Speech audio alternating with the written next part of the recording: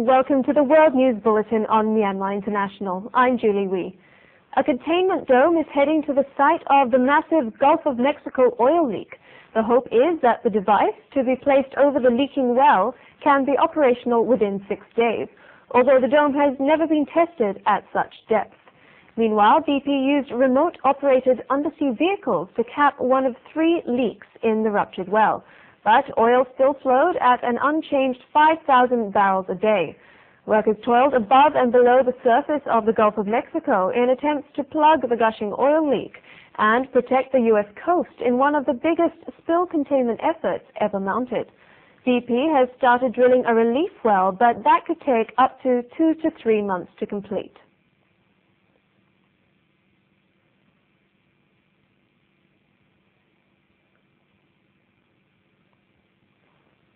Somali pirates on Wednesday hijacked the China-bound oil tanker MV Moscow University, 350 miles off the coast of Yemen, with 23 Russian crew and crude oil worth $52 million on board.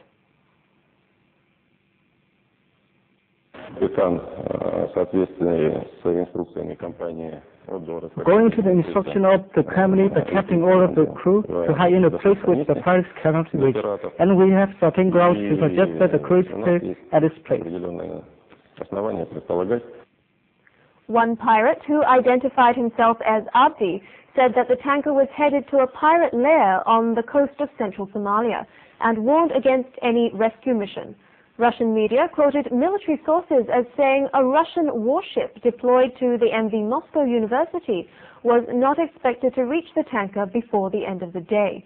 It was not clear what the warship would do next.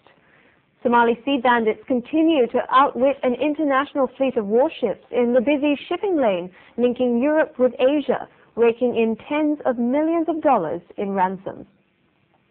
Residents of the indigenous community of Kanki, located in the southeastern Mexican state of Campeche, worship an ancient Mayan mask.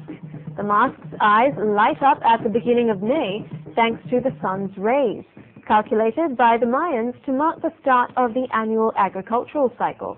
This solar phenomenon that lights up the mask's eyes comes to life at sunset for approximately 15 minutes during the first days of May every year. The stone figure represents the sun god Kinik Ahau, also known as the man with eyes like the sun.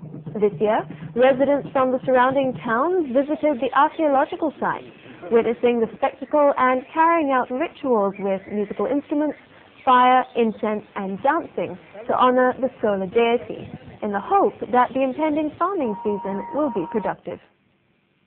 Cycle for a few minutes and you might lose some calories. Cycle for a few more and you actually might put the calories back on. The Crown Plaza Hotel in Copenhagen is pioneering a scheme whereby guests are given a free meal if they can generate enough electricity from cycling on these exercise bikes. You mount the bicycle and you pedal, then a small generator creates electricity that's led into a battery, and this battery can then be used to charge a fan or a TV, or, as we're going to do it here at the hotel, to actually lead the power directly into the hotel's grid of electricity.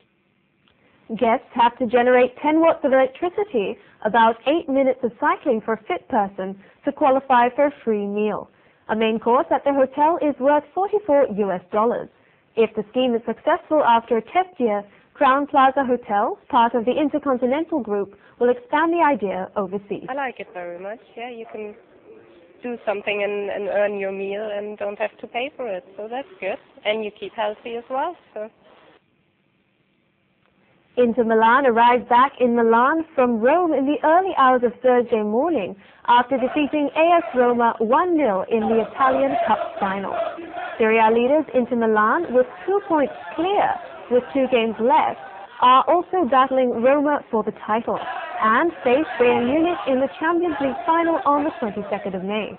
Police were out in force given increased tensions following Inter's controversial 2-0 league win at Lazio, whose supporters cheered the goals because they wanted bitter rivals Roma to miss out on the title.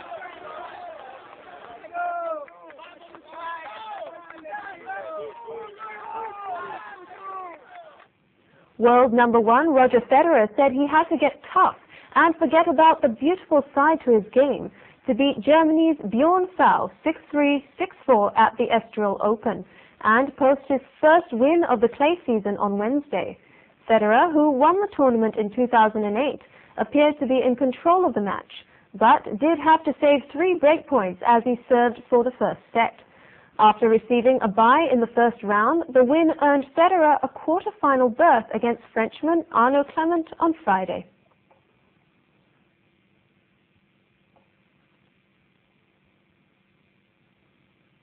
And that's the end of the world news on Myanmar International. I'm Julie. Thanks for watching.